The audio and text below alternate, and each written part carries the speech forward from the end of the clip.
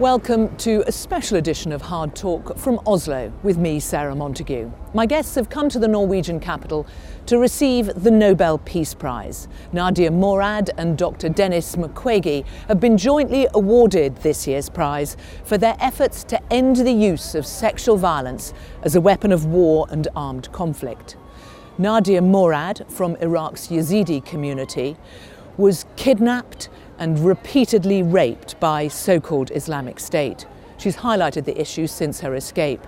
Dr. Mukwege is a gynaecologist who's treated thousands of women and children sexually abused in the conflict in the Democratic Republic of Congo. What can be done to stop the use of rape as a weapon of war?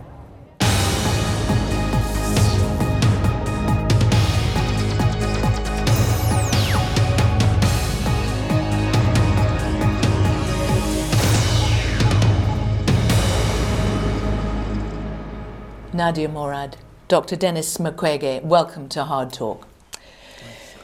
Dr. Mukwege, tell us how you learned about winning the prize. I think you were in surgery, weren't you? Exactement, j'étais au bloc opératoire. Normalement, le vendredi, j'opère et donc j'ai entendu un bruit. Je me suis posé la question, qu'est-ce qui se passait? Est-ce que c'est un incendie ou un accident? Et quand j'étais en train de me poser des questions, l'anesthésiste est venu, il m'a sauté au cou en disant « Vous venez d'être nommé pour le prix Nobel de la paix 2018 ». J'étais complètement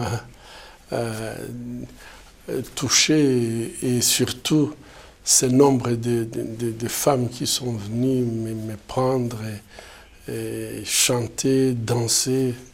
C'était très émouvant. And totally surprising? À ce moment-là, vraiment, j'étais surpris parce que je n'y avais pas pensé. Nadia Murad, you have expressed mixed feelings on winning the prize because it changed your life so much. اب جایزه وقتی ما افکار گیری و ما تشتكيش جایزه نوبل نزاني ما مجوز الرسالة كي جهين مش تشتي داعش بكاتو جنا كري تشتي ما وعائلة ما وملاتي ما كري أفريا مش خورا قرتي كالك بزحمات بو و 3 سالة ديم هرول جهكي إشبروي كي مناديت إنه قواطع مع جارنا تحسم إنه قواطع منها مع أسكاربم في شغلي بيهتير ببم بكيف مش عليك كيف مش بر وإرهابي دبيع ما وجنيد وكم ما ونداكا و نوبل نهشت أفتجت هدفي داعش بجيبي وش عليك كيف از حزين بوم إجبر أف جايزة بشتي كاركي جالكي بزحمات وبشتي تعدك جالكي مع زنهات. You spoke to us on Hard Talk about what happened to you in 2016. To raise awareness, you have had to keep retelling your story, which I know is difficult for you.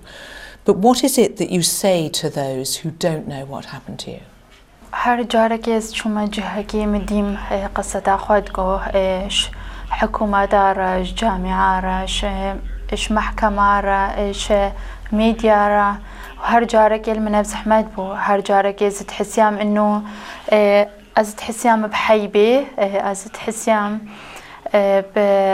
بتعبه بس تشتمد بينه عالم زانبه إنه أو تشنهات يسكن عندن بلكي إيرو أزد بيجم بس بهزارة هتانها أفتعدلتي يكرن وبهزارة نبايفتن إش حيبي أو حرية تاوان نبو كبايبن بس بيسترش ملوان تيكرن.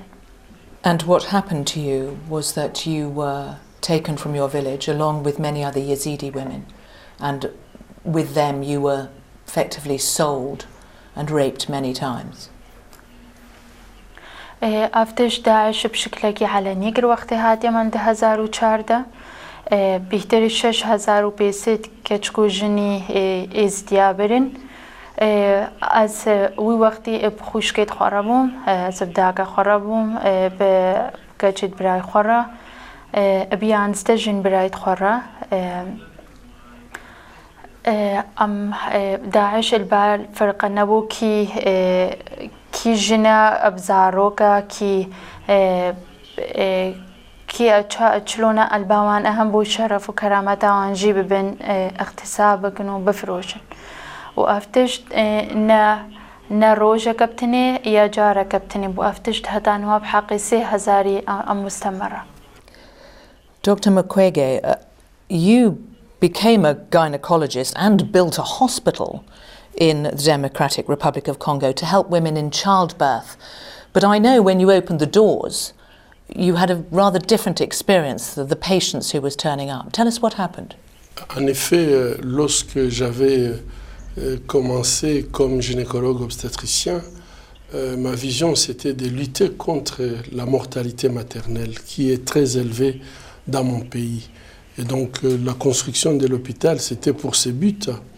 Mais la première victime que j'avais soignée à l'hôpital qui s'était présentée, c'était une femme malheureusement qui avait subi un viol avec extrême violence puisqu'elle avait tout son appareil génital complètement en petits morceaux par une balle, une arme à feu. Et je crois que pour moi c'était la première fois, après 15 ans d'expérience comme gynécologue obstétricien, c'était la première fois que je voyais des lésions comme ça.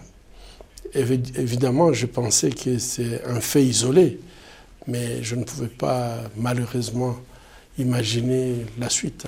And what did happen is that you were presented in the first few months with many more cases of rape. 3 mois après, je m'étais rendu compte que ce n'était pas normal. Parce que en 3 mois, donc 1999, j'avais soigné déjà 45 femmes avec la même histoire. Là, j'ai commencé quand même à comprendre qu'il y avait quelque chose d'anormal, que toutes les femmes viennent avec la même histoire, des viols collectifs avec destruction, torture portant sur l'appareil génital. J'ai compris que ce n'était pas normal. And this was, I mean, we're talking all ages. How young was your youngest patient? Aujourd'hui, la plus jeune a seulement 6 mois. Et les plus âgées sont des femmes qui ont au-delà de 80 ans et souvent elles ne connaissent même pas leur âge tellement elles sont âgées et quand elles sont nées, il n'y avait pas d'état civil. Donc je crois que c'est tous les âges. Il n'y a pas... je crois que là, je voulais vraiment attirer l'attention. Ce n'est pas sexuel, c'est une stratégie de destruction. Puisque quand vous voyez les personnes qu'ils prennent, ça n'a rien à voir avec le sexe. So it is a result of war, is it? It's not everyday violence? Non, ce n'est pas une violence habituelle. C'est vraiment un viol comme stratégie de guerre, un viol comme terrorisme, un acte de terrorisme. You've likened it to biological warfare.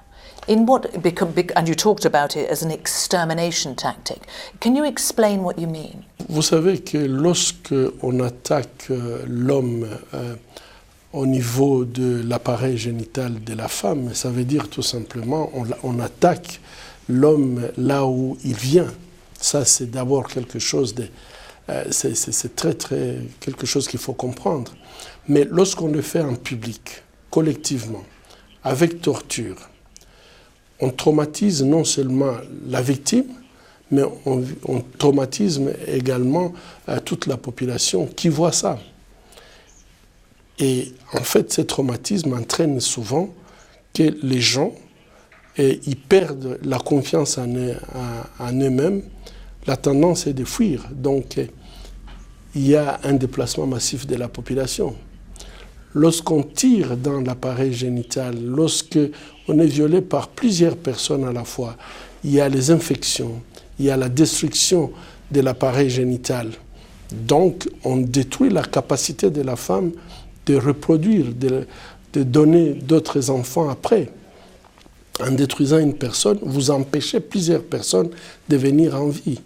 Et à la fin, la femme porte la société sur ses épaules.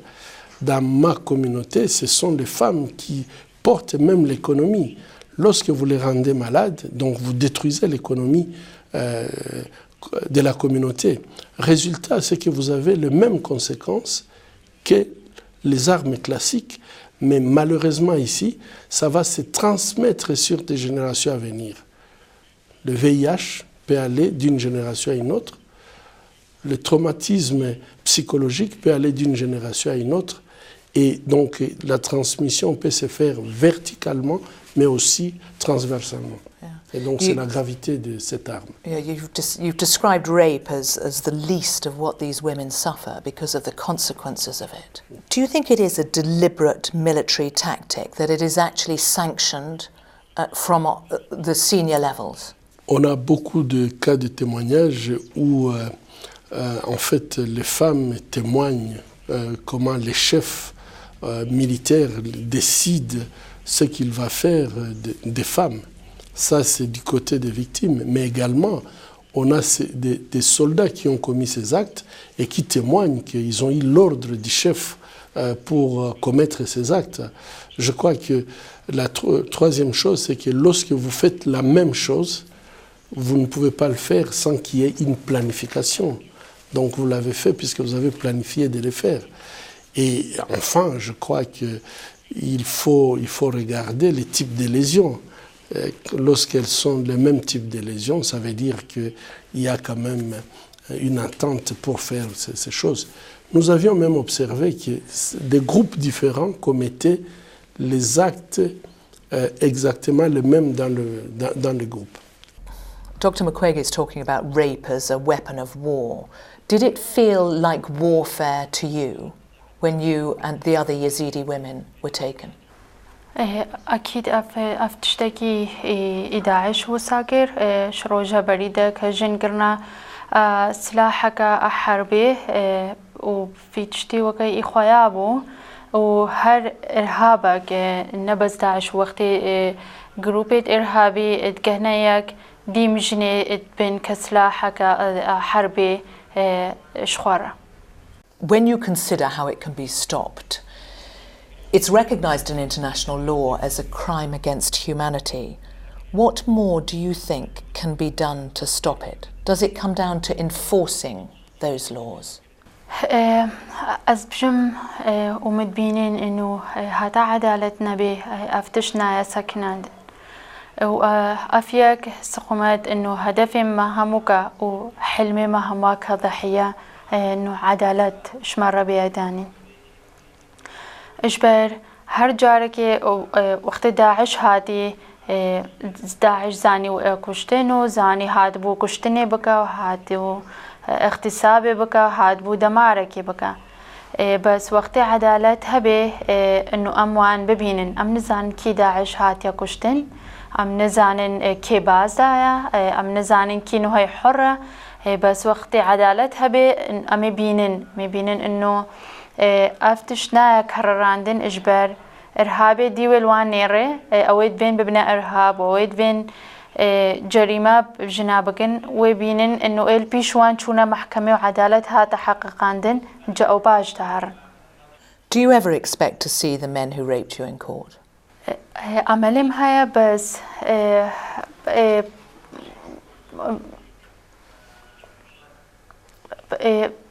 تهيماني زيك نادية بس تشتم المات كذا تشتي ام ما وكم ما قوتش عالم ما جهانت ما جريمة وان جهاندن إنه هالبا عالمين ميني إنه عدالتش ما حق. Dr. Mukwege, apart from enforcing laws, there is also a problem within society, isn't there, which is that there's still a stigma attached to women who have been raped, attached to the victims rather than the perpetrators. Je crois qu'effectivement, lorsque dans la société l'impunité est totale, ceux qui commettent les viols, ils se comportent finalement comme des seigneurs, ils se comportent comme ils ont le droit sur le corps des femmes. Et je pense que la seule façon, il faut absolument avoir une justice qui permet de transférer cette discrimination de la femme, de la victime, vers plutôt celui qui a commis les crimes. Aujourd'hui, nous avons du mal vraiment à avoir ces transferts, puisque les femmes sont obligées à garder le silence par rapport aux crimes qu'elles subissent. So you think there is total impunity for rapists in your country? Il y a tout simplement 2 mois, j'étais avec, 2 ans, j'étais avec une journaliste qui voulait voir qu'est-ce qui est devenu l'hôpital où j'ai travaillé et où la guerre avait commencé.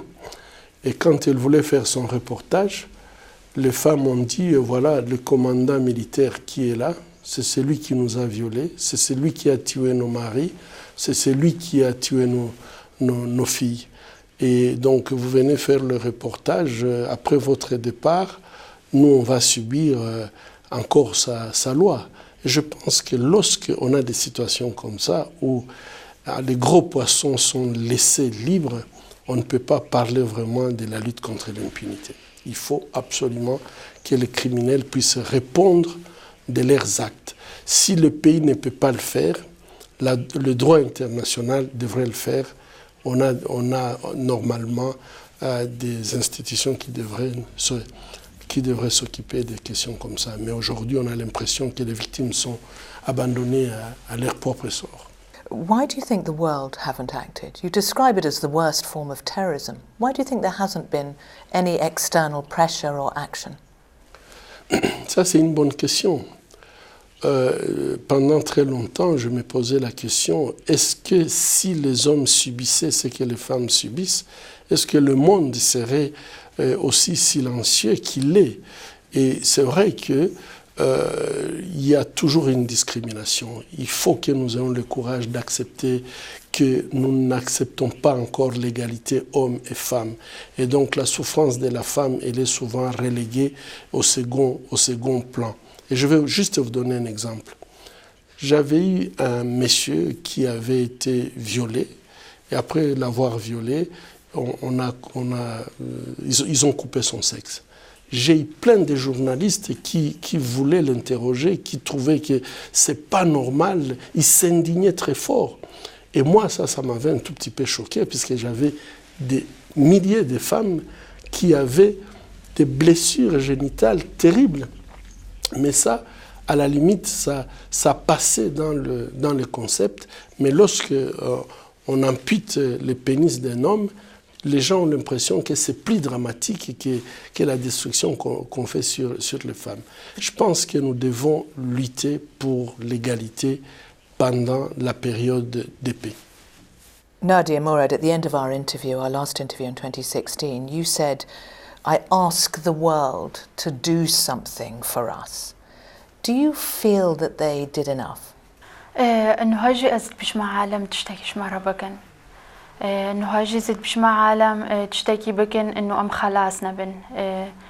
إجبر أو إرهاب إجبر أو فكرة متطرف جالك معايا وهكا حمايتنا هاتا كرين هكا عدالتنا هاتا حقق عندن يجنزاني وتشتكنجي ويكررين. But for the Yazidi people as well, because you have managed to get asylum, but there are still hundreds of thousands of Yazidis in refugee camps. Is there more that should be done? أكيد هكا إيرو شنغال هاد با حماية كرين أو خلقي بقرية هكا إيرو صحة وتعليم وآف وكهرب هابا إيرو شنغال خلقي بقرية 450,000 خلقي شنغال إيرو بس 6,000 بقرية شنغال أو 6,000 جي الوضع كي قالك بزحمة يبي خدمات نزانن كروجي حياتهم تشلود به تشتني هاتيا كرين قالك مساعدة كمازن بوجبا حكومة فرنسا إذا كرنا عبوا الشنغالي أفتشتكي قالك باجبو بشتي يكشف كرنا 6 مقبرة جماعي الشنغال فريق UN نهاتشوا ودري وبلكي زو دست بي بكا انوان مقبرات توثيق بكا بس هر امت حوجي خدماتنا وآفا كرنا شنغالن جسي 250,000 يزدي مخيماتا شمال. Can you ever imagine going home? وقت عدالتها بحمايتها بقى نا وقت يقدر كبي ونا وقت وسا إرهابي لازم أمدا بجيا بردن لازم أمدا بش شنغال بردن ودا بش كونغو سوريا يمن هر جهة كي إجبر إرهاب لازم أم إرهاب دارينن وعدالتي بحققينن وأم بقرنا جهة خوا. Dr. Mukwege, how realistic is it to think that there can be anything put in place that can stop this? Je crois que dans les conflits armés, les gens ils se battent pour gagner la guerre. Et s'ils gagnent la guerre, c'est pour diriger. Et ils dirigent, c'est dans le monde. Je pense que si c'est celui qui gagne la guerre en utilisant le viol comme arme de guerre, après, il est refusé de sortir de son pays. Il ne peut pas placer son argent à l'extérieur de son pays. Il ne peut pas faire les affaires, le commerce avec les autres pays. Il est sous sanction puisqu'il a fait ça.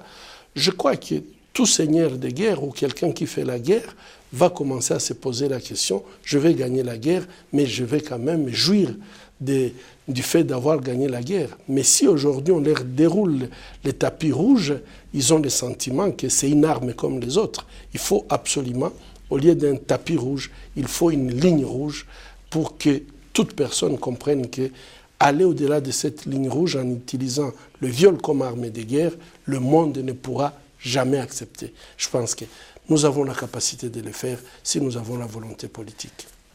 Nadia Murad, I know you've expressed frustration because you've said in the past, I don't want any more expressions of sympathy. I want world leaders to act. Do you think that having the Nobel Peace Prize now will make any difference?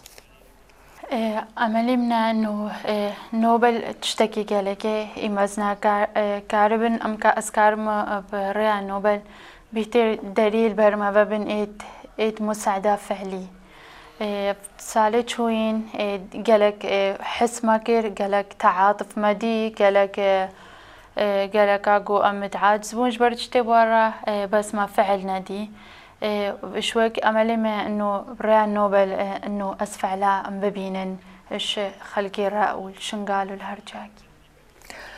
Can I ask you both, can you see a point at which there will be an end to the use of rape in war? Nadia, you're smiling. بزحمته هذا الجن هو ديم أكيم بي وحقوقي والنبي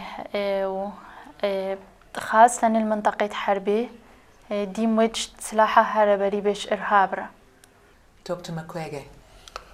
Je pense qu'on a fait beaucoup de progrès en termes d'instruments juridiques pour réprimer le viol qui n'est plus considéré tout simplement comme un fait collatéral, mais un crime, et qui peut même être constitué comme un crime de génocide.